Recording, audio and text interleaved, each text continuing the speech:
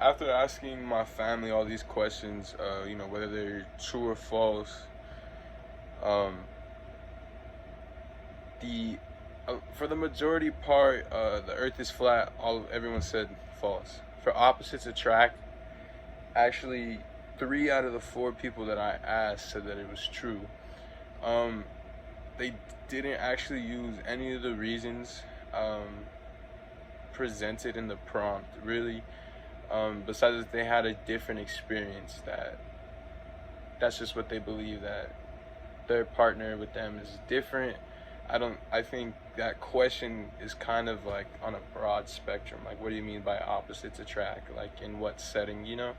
But they took it as like a relationship, from a relationship standpoint, and said that opposites tend to attract.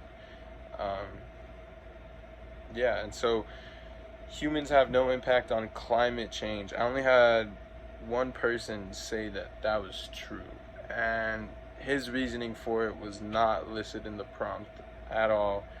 He basically just said that climate change has always happened, and we have no impact on that.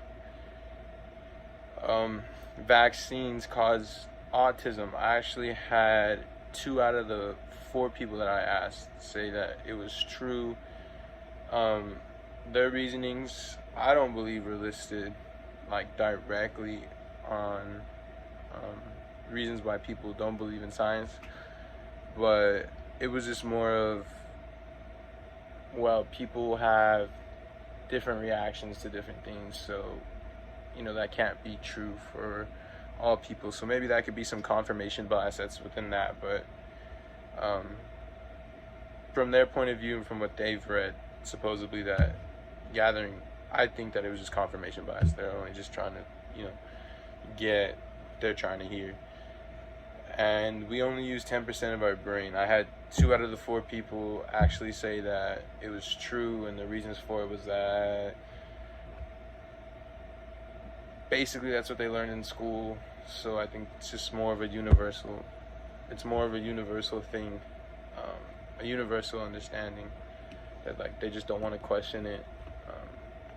So yeah, I mean, personally, I kind of learned a lot. Like, when I first took this test during the lecture, I got a lot of them wrong, to be honest.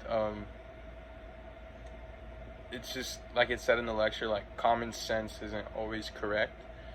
And I think it's good to just have like a full understanding of,